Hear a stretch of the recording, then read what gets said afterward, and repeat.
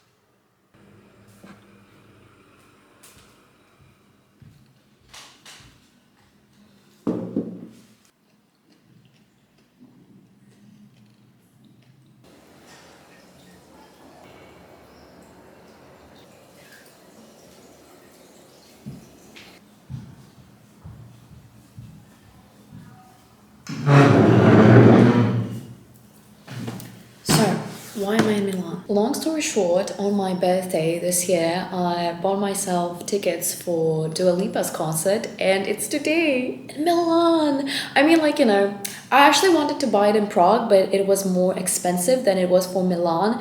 So I was like, will I pass the chance to go to Italy once again? I got to her during the pandemic, and I am so determined, so when I want something like seeing her live, I knew I was going to get it, but I thought I was going to get it in like the next 10 years, like not so recent. However, here I am, and it hasn't hit me yet, and I don't know when it's going to hit me. It's not my first time in Milan. I also visited Doina last year in February during Fashion Week, and that's when I ran into Emma Chamberlain on like the street, like randomly. Italy is a country in which you can't just go and like visit like museums and look around stores and just walk around the city. I feel like Italy, you have to embody the spirit. You have to embody that dolce far niente. You know what I mean? It's about learning to slow down, to enjoy your time, to have a good glass of wine, to have good food, to be present with your loved ones. And that's why I always love coming here, because I forget about my schedule, my structure, what I'm supposed to do. I just feel like I'm embodying a whole new person, and I'm just becoming this very free-spirited, spontaneous, present version of myself that I can't really like tap into when I'm in Prague or when I'm at home. It's my 4th visit in Italy, and every single time I dread it a little because of the dolce far niente thing. I'm not good at just relaxing and enjoying the moment, which is why I invited Laura along on this trip, since she deserved a break too, and also so that I don't derail completely. Not having a set plan though worked in our favor, as we've discovered this amazing lunch spot right in the city center. Packed with locals, the sweetest workers, delectable food, and decent prices. It's insane to be able to eat in the middle of Milan without having to sell a kidney. After a calm morning, I left Laura to figure out La Dolce Vita on her own, because I had to attend the only scheduled thing on this trip, Dua Lipa's concert. Enjoy.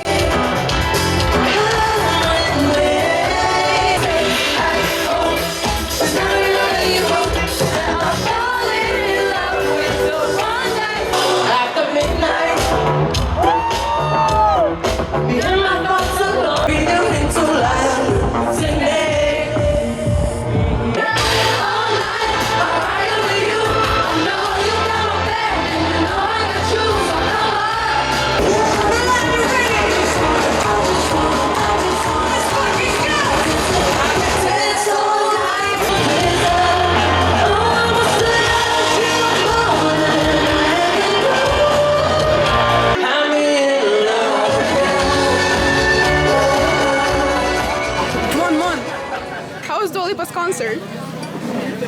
The concert was great. The concert, she was fabulous, genuinely speaking. Dua Lipa, amazing woman. She sang the whole 2 hours without taking proper breaks, outfit changes. She was breaking her ass in front of everyone, sweating herself out there. She was magical. It was spiritual. I feel reborn. Almost brought to tears. And I'm never brought to tears by art in general, but like, I was close to. But now, what happened before she came on stage. On my ticket it was written that I have to be there at 4, so my responsible ass came there at 4, stayed in the sun for 3.5 hours. This is my little like merch, my concert merch. And then the opening act sang like at around 7:30ish something. She sang for like half an hour. Bitch disappeared. We waited 45 minutes for Dua to actually start singing in the sun, while I was surrounded by not the nicest people, because at a certain point they started screaming at other girls and calling them very pretty names like stronza in Italian. Mi dispiace, mi dispiace.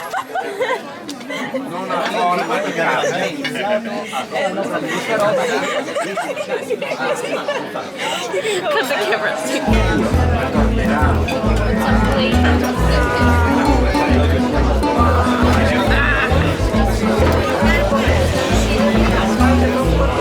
You can't come to Milan and not visit Navili.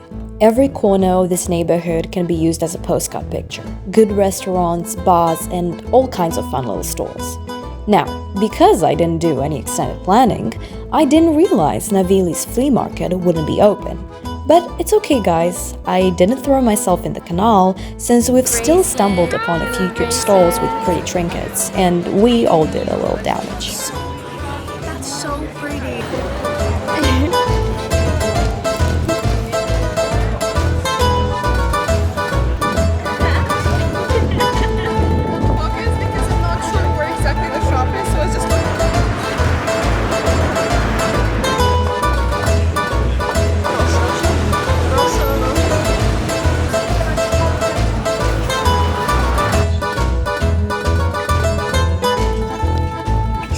Should she? Should you not? It's red. I mean, it's red. It's red.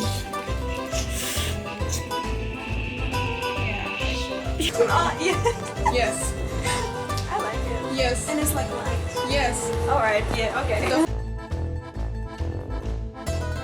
I, for some reason, was born with wholeheartedly something against Italy, and been here for 2 days, and even though it's been like a bit of a tough few days, we still just like, we got home and I'm like, I might do like an Erasmus wouldn't hurt, like few months in here wouldn't hurt, on coast, you know. It feels like they, even though like they don't waste time, but they also make the most out of it, which is just yeah, exactly. I feel like they're just so present in the moment, and I really like that. And honestly, I'm looking forward to coming here and trying to live here in Milan.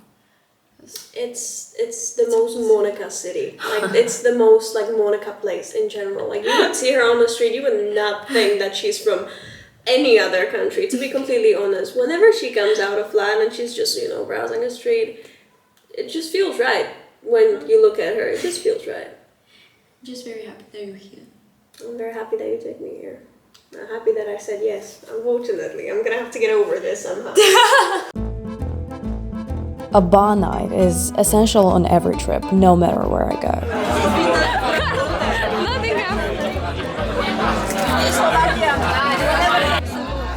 To anyone that had the pleasure of being in the area that night, you're more than welcome for getting to hear loud laughter and the disturbing stories about our exes. However, 2 of my friends got their drinks spiked.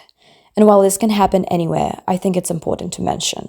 Always stay aware, watch your drinks, and look out for your friends.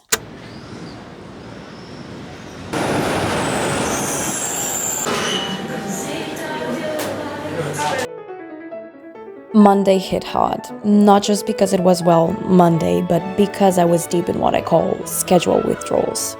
I was in a weird mood, spiraling with thoughts like, I should have done more, I should have planned better. I have this habit of tying my self-worth to how productive I am, and to me, a successful trip usually means coming back exhausted, drained, and with a packed camera roll that proves I made the most out of it. So when I started feeling like that, I took those thoughts for a walk, literally.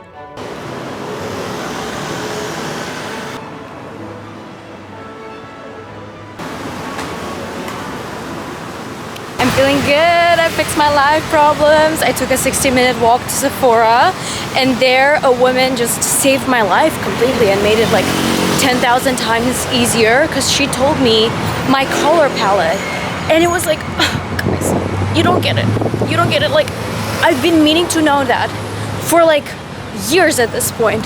And this sweet, beautiful, kind, wait, no, we're on the right way, it's fine, we can go. Wait, there are people.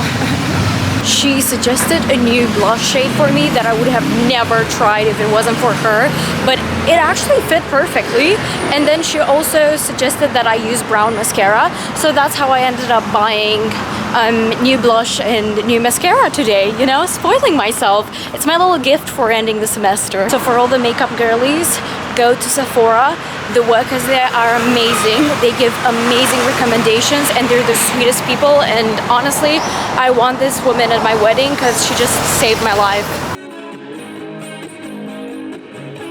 And just like that, I was hugging Donna goodbye and heading out with Laura to do the one last thing I always enjoy in Italy, eating at a street restaurant. No fancy shit, just a small table crowded with the simplest meals and a drink, of course. I'd been craving plain bread, prosciutto, and mozzarella the whole trip, and honestly, this was the #1 meal of the week. I may have wanted to do more, see more, check off more, but whenever I go somewhere, I always remind myself, I'll come back. Looking back, I've never felt this free, this present, and honestly, who knew I was capable of smiling this much? If you're also suffering from a planning addiction like me, I'm prescribing you a few days in Italy. Because if there's one thing Italians have mastered, it's making every moment dolce, even if at first it looks like niente.